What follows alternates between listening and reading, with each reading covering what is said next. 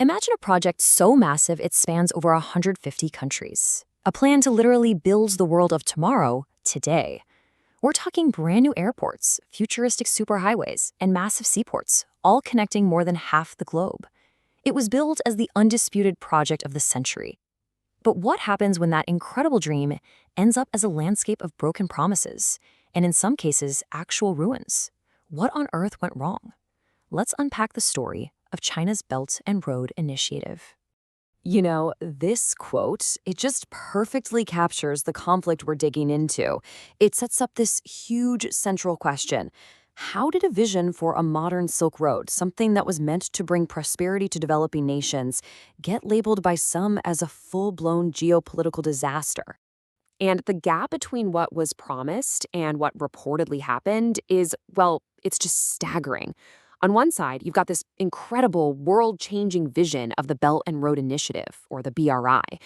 And on the other, the alleged reality for so many countries: airports with no planes, highways that don't go anywhere, and just mountains of crushing debt. So how did we get from A to B? To figure that out, we've got to go back to the very beginning and understand what this trillion-dollar dream was all about. Okay, so picture this. It's 2013 and President Xi Jinping makes this absolutely stunning announcement. The goal? It was beyond ambitious: to create a modern-day Silk Road, a massive network of infrastructure connecting 3 continents. And the vision was incredibly powerful: help developing nations get on their feet, and at the same time solidify China's position as a true global leader. It's not hard to see why, at first, over 140 countries were lining up to get involved.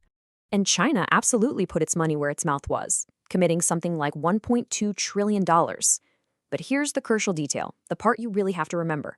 This wasn't free money, it wasn't aid. These were loans.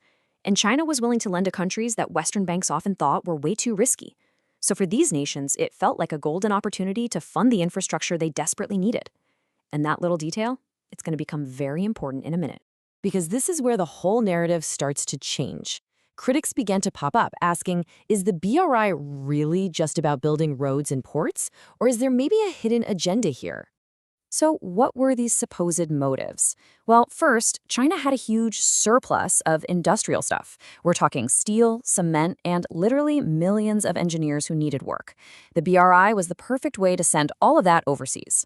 Second, it was a clear strategy to expand China's geopolitical power, lock down access to essential raw materials, and maybe even start pushing the Chinese yuan as a new global currency. And this brings us to a really key phrase you'll hear from critics: debt trap diplomacy. The concept sounds kinda complex, but it's actually devastatingly simple. You offer massive loans to a country, maybe even knowing they'll have a tough time paying them back. Then, when they inevitably default, you don't forgive the debt. Nope. You take control of the very asset, the port, the railway, the power plant that you just helped them build. Okay, so is this just a cynical theory, or is there actual evidence of this happening out there in the real world? Let's dive into some of the case studies from our source to see the supposed price of all this progress. And our first stop is Sri Lanka, home of the Hambantota port. This has become the absolute poster child for the entire critique of the Belt and Road Initiative. China loaned Sri Lanka $1.3 billion to build this brand new deep water port. The dream was to transform it into a major regional hub, like a new Dubai. The only problem? Feasibility studies had already warned that a new port wasn't actually needed. But the project plowed ahead anyway. And just as predicted, the port was a commercial bust. I mean, in 1 year, only around 30 ships even bothered to dock there. Unable to pay back that massive loan, Sri Lanka was stuck. So in 2017, what did they do? They handed over control of the port and all its future revenue to a Chinese state-owned company for 99 years. And Sri Lanka was hardly alone. Over in Zambia, leaders also had big dreams of modernizing their country with Chinese loans. But by 2020, China held an incredible 43% of the entire nation's external debt. When the pandemic hit and global trade slowed down, the country just couldn't make its payments. Zambia went into default. This brings us to another key idea: white elephant projects. You've probably heard the term. They're these huge, incredibly expensive projects that sound amazing on paper, but end up having little to no practical use. So the country is left with all of the debt and none of the benefits. Just take a look at the small European nation of Montenegro. It accepted a $1 billion loan from China to build a highway, but the money ran out after they had only finished a single 41-kilometer stretch, a highway that starts in the middle of nowhere and ends, you guessed it, in the middle of nowhere. That single piece of road created a debt so large it threatened to bankrupt the entire country. And let's go back to Sri Lanka for a second. Right near that failed Hambantota port, another $200 million Chinese loan went into building the Matala Rajapaksa International Airport. It didn't take long for it to get a new nickname, the world's emptiest airport. So few flights go there that wild elephants have apparently been seen just wandering around on the tarmac. And these stories just keep popping up all over the globe. In Ecuador, a $2.6 billion dam built by Chinese contractors reportedly has over 17,000 cracks and is at risk of collapse.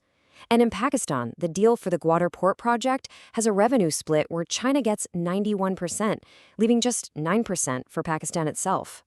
So with a track record like that, you can imagine that global opinion started to shift, right? So what does the future actually hold for this massive initiative? The setbacks have been pretty major. The Sri Lanka port situation in 2017 was a huge red flag for the world. Zambia's default in 2020 raised even more alarms. But maybe the biggest symbolic blow came in 2023. That's when Italy, the only member of the G7, the world's biggest advanced economies, to have joined the BRI, officially backed out. Its leaders flat out called the decision to join a big mistake. Ouch. And seeing an opening, the West has started to respond with its own programs, like the US-led Partnership for Global Infrastructure and Europe's Global Gateway. Both are being sold as more transparent, more cooperative alternatives to the BRI, offering better loan terms and a partnership model to try and counter China's influence. Now, China, for its part, isn't just taking this lying down. It's trying to rebrand the whole thing as BRI 2.0. The new sales pitch is all about smaller, more sustainable projects, things like green energy and digital infrastructure. But the rest of the world is understandably a lot more skeptical this time around. So, was the whole thing a failure for China itself? Well, it's complicated. On the one hand, its international reputation definitely took a big hit. It got labeled a debt-trapped diplomat, and it's staring down some huge financial losses from all those unpaid loans. But on the other hand, if you look at it from a purely strategic angle for Beijing, the picture looks very different. China now has major influence in over 100 ports worldwide, it's strengthened key alliances, and it's laid the foundation for a truly global trade network. Which leaves all of us with this massive trillion-dollar question. Can the new Silk Road be fixed? Can it be rebranded into something that's genuinely good for everyone? Or has the project of the century simply come at too high a price, not just for the countries that are now deep in debt, but maybe for China too? That's a question the entire world is going to be watching very closely.